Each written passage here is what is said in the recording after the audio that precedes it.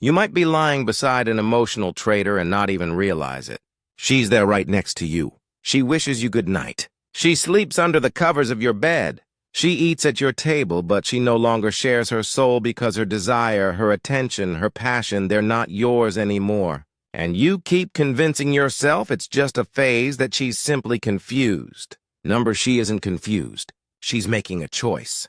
She just hasn't admitted it yet. A woman won't openly confess that she no longer longs for you.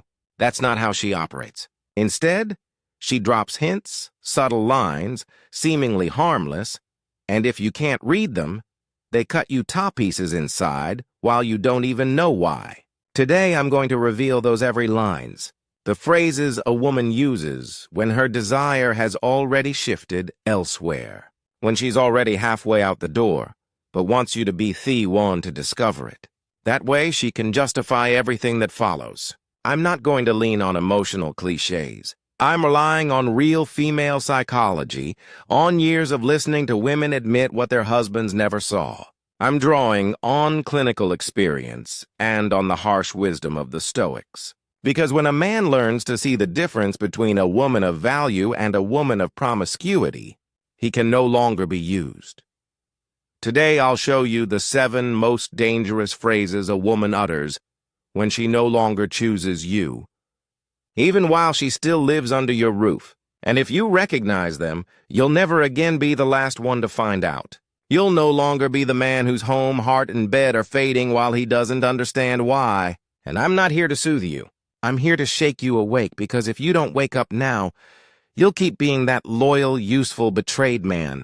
So listen carefully, because after this, you either reclaim control or it will be taken from you completely. Has she ever told you, I feel disconnected, but I don't know why? And instead of sounding the alarm, you dropped your head like a guilty dog, thinking it was your fault that you failed her, that you needed to try harder. Wrong. That phrase isn't a cry for attention. It's the beginning of the end. And the truth, it began a long time ago. You just refuse to see it. Here's the first point of, I feel disconnected, but I don't know why. This video, and I won't sugarcoat it. When she says she feels disconnected, it's because she's already looking at another man with the eyes that once belonged to you. Your touch no longer excites her. Your words no longer stir her. She doesn't wait for your texts anymore because her desire has already left. And when desire leaves, her body might still lay next to you, but her soul doesn't. The darkest part, she knows exactly what she's disconnected from. You, your energy, your scent, your strength. She no longer craves you. But she can't say it outright because then she'd have to face her own responsibility. So she hides it, cloaks it, dresses it up as something spiritual, like she's on some inner journey, when in truth she's already drifting outward towards someone else. Real female psychology, not the glossy magazine version, knows how to manipulate with gentleness. An intelligent woman doesn't break up all at once. She withdraws gradually. She empties you emotionally while keeping the image of being present. And if you're not solid, you'll find yourself begging for scraps of attention, not realizing you're competing with a man you can't even see. Don't treat this as melodrama. Understand it as code. Code from the female mind. Because I feel disconnected isn't the start, it's the finish. And if you treat it as a chance to win her back, you lose quicker than you can imagine. Not because of what she says, but because she no longer sees you as Amon, only as someone who happens to exist beside her. And for a woman, that's the emotional death of the bond. So listen to me. If you've heard that phrase recently, don't ask her what's wrong. You already know. Don't try to reconnect. She doesn't want to return. What she wants is to leave without being the villain. She wants you to keep being her support system while her mind burns for someone else. And if you don't draw the line, you'll become the man she abandoned in slow motion. The one who thought disconnection was just a rough patch when really it was a goodbye already underway. A woman who says that isn't confused. She's desiring but not you. And if you don't see it, if you don't rise up, if you don't look yourself in the mirror with sharp clarity and controlled anger, You'll be the last to realize you've been written out of her story and reduced to a background character in her routine. And once you're in that place, there's no desire left, only pity. If she tells you I feel disconnected, don't brush it aside. But if she follows with I need time for myself, then it's no longer time to understand. It's time to act, because that line isn't noble self-reflection. It's a disguise, and the man who buys into it has already lost. That brings us to the second key point. I need time for myself. I need time for myself. A phrase recycled in millions of broken relationships, but it only has one real translation. I want to sleep with other men without explaining myself. Brutal, yes, but real. And if you don't accept it, you're only lying to yourself. I've heard this from hundreds of women in consultation. When she wants space, it's not to meditate in the forest or rediscover her soul. It's because there's another man on her mind, one who excites her in ways you no longer do. What she craves isn't solitude. It's freedom, camouflage, an opening to test her new reality while keeping the old one on standby. And if you're asleep, you'll fall for it. You'll say you understand. You'll wait. You'll wait for a woman who's out playing at being free while you remain the obedient fool. That isn't love. That's self-betrayal. Stoicism never spoke of indulging emotional games. It taught self-control, seeing reality as it is and acting logically, not through desperate longing. A grounded man, when he hears that line, doesn't plead. He doesn't crawl. He doesn't argue. He looks her in the eyes and says, "Take all the time you need, but don't come back. I'm Noon's second choice." But to say that, you need strength. You need self-respect. And many men worn down by years of routine and indifference cling to crumbs of attention instead. So when she asks for time, they justify it. She's stressed. She needs to find herself. Lies. She doesn't need to find herself. She needs to explore others. That's not reflection. It's promiscuity, emotional and often physical. So remember this. When a woman asks for time, you don't lose her. You save yourself, because that time is just a disguised confession. And if you grant it, you told yourself you're not worth clarity. Act like a man. Don't wait. Don't explain. Don't beg. Because the one who gives time forfeits respect. And once a woman no longer respects you, nothing you do will matter. When a woman begins to drift emotionally, it doesn't always happen through physical absence. Sometimes she still hugs you, smiles at you, even sleeps next to you, but something has vanished. Something you feel deep down, even if you can't quite describe it. That something is desire, and when desire is gone, it doesn't vanish loudly. It disguises itself. It cloaks itself in one of the most common, most misleading lines. Here's the third point. Not everything has to be physical. Think about it. She never said that back when she looked at you with hunger. She never said it when she kissed you out of nowhere, when she stripped down without shame. That phrase didn't exist when you were the man holding her up inside. It only shows up now when her touch feels like obligation, when her kisses are hollow, when her body's beside you, but her intimacy is not. And instead of admitting the truth, she offers a spiritual excuse. Note everything has to be physical. Sure, not everything has to be physical. But when a woman still wants a man, she doesn't need to defend intimacy. She seeks it. She provokes it. She enjoys it. And if she's justifying it now, it's because she no longer feels that way with you. The most twisted part of this line, it makes you doubt yourself. It makes you believe you're the one asking for too much, that you're shallow, insensitive. But the truth, you're not demanding more than what once flowed naturally. She just doesn't want it with you anymore. But she won't say it outright because saying it means admitting that her body is already awakening elsewhere, that her fantasies have already shifted, maybe even her actions. This is one of the most brutal points for a man. Because it's not just about being rejected, it's about being deceived while it happens. She denies you the touch, but acts as if everything's fine, as if what matters is some higher connection. But you're another therapist. You're not her emotional crutch. You're her man. And when she no longer gives herself to you physically, you've been reduced to a companion, a provider, even a paternal figure. Everything except a man she burns for. This is where stoic wisdom hits hardest, where you must separate illusion from truth, excuse from reality.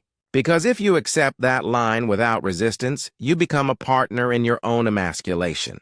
You settle into living with a woman who treats you like a brother while another man gets her as a woman. Here's the truth nobody wants to face. If she stops desiring you physically and you accept it as just life, you're betraying yourself. You're silently declaring you'd rather keep a woman who doesn't choose you than face the void, alone. That is the beginning of your end, because nothing humiliates a man more than clinging to a woman who's already given herself to another mentally or physically. So the next time she tells you not everything has to be physical, don't debate it. Don't justify yourself. Don't plead. Look at her with the calm awareness of a man who knows exactly what she means. Desire is gone. You're not in her fire anymore. And if you're main, it's only because you've chosen to live as her shadow instead of reclaiming your own light. And when she uses that excuse, what usually follows isn't honesty.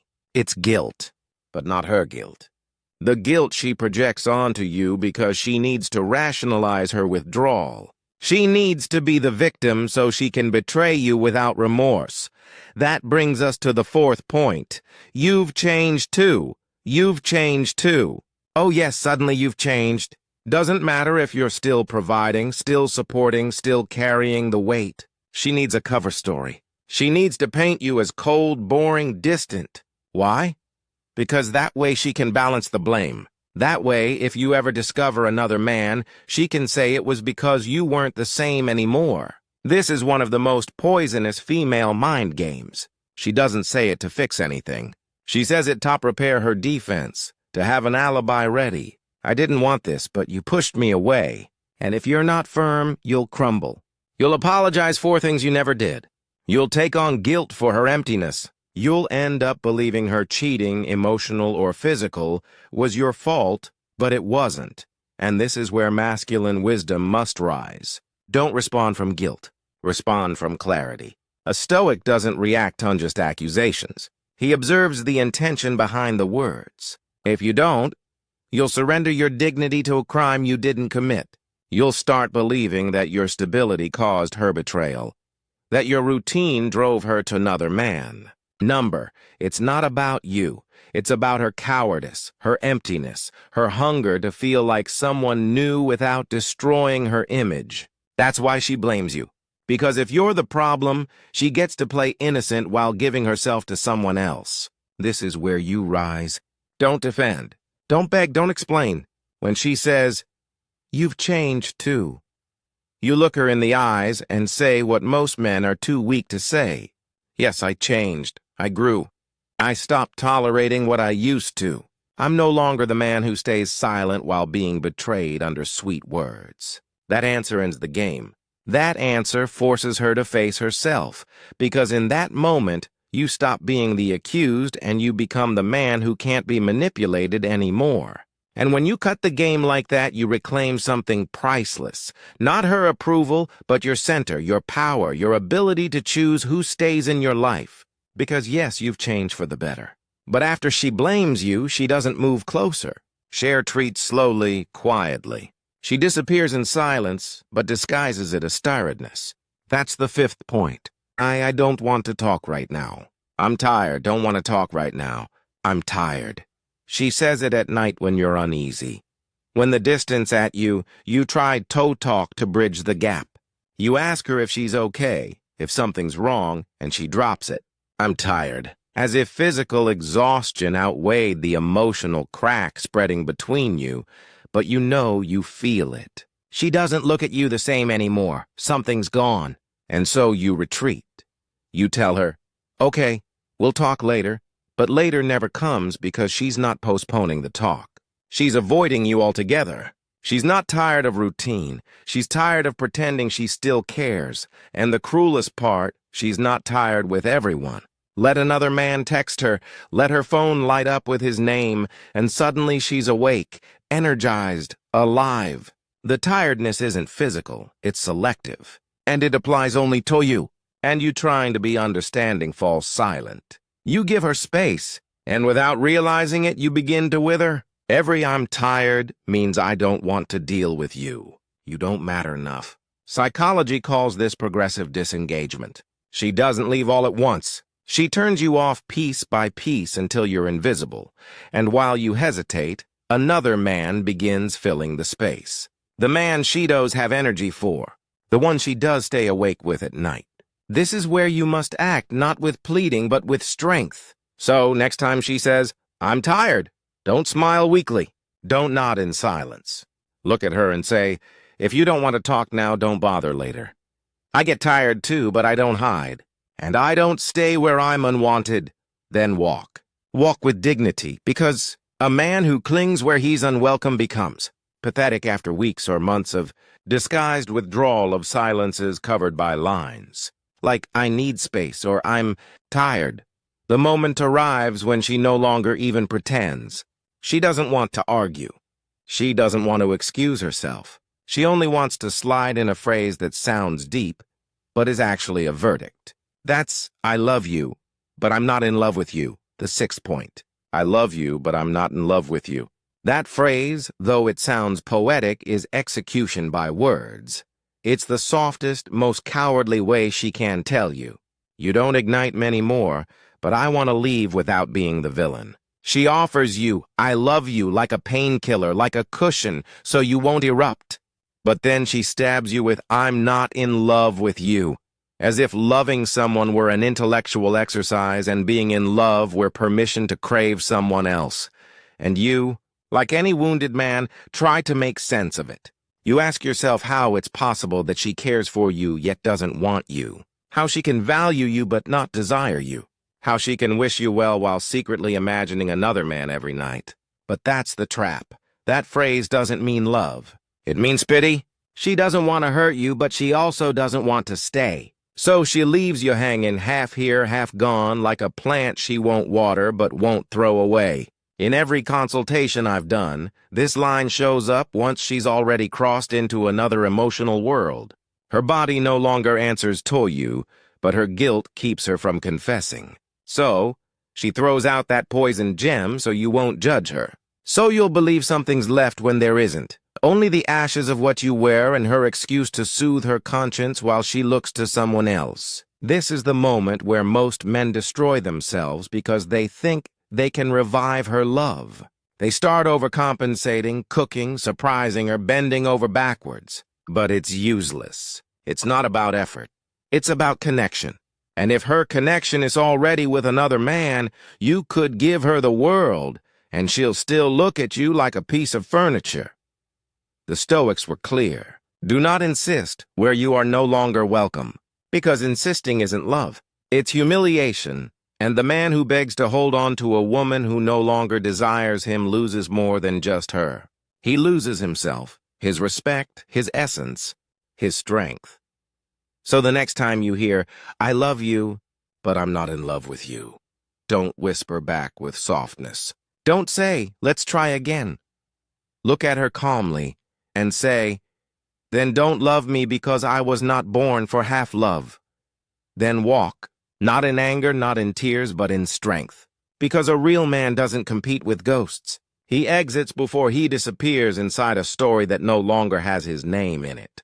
Understand this. She doesn't love you. She simply remembers you. And memories don't create fire. They don't sustain a relationship. They don't rebuild what's already dead. If she's no longer in love, she's no longer there. And if you can't face that, then you're not really there either. You're just a shadow waiting while she's already moved on. And that leads us to final truth. What every man needs to know, the final truth. If you followed Methus far, there's no going back. Because now you know. Now you've heard the exact lines a woman drops when she no longer desires you, when she no longer chooses you, when she's already leaving, even if her body still sleeps beside you. If you ignore it from this point on, you're not naive. You're complicit. Not every "I love you" means love. Not every request for time is confusion. Many women have already crossed the line, but they need you to stay blind so they can leave guilt-free. So they can say, "I tried, but you didn't understand." And if you don't wake up, if you don't stand as Amen, If you don't reclaim emotional control, you'll look back one day and wonder when exactly you lost your dignity. Today, I've shown you 7 lines that are never random. Phrases that reveal more than they admit. Phrases she uses when you're no longer the fire, but she still wants to keep you as a backup. If you recognize them, and if you've heard even one of them, there's no excuse left. Stop begging for love that's gone. Stop knocking on doors that only open for others. This is not about hating women. It's about seeing clearly. Seeing them not as you wish, but as they are. Because only the man who understands the female mind stops being a victim and starts owning his life again. I'm Tim, and this is your House of Wisdom. We are not here to weep for what's been lost. We are here to rescue what can still be saved. Your power, your strength, your clarity. If this video hit you, comment one phrase, "I'm not fooling myself anymore," and tell me what country you're watching from. Because no matter the culture, when Eamon wakes up, everything changes. Subscribe.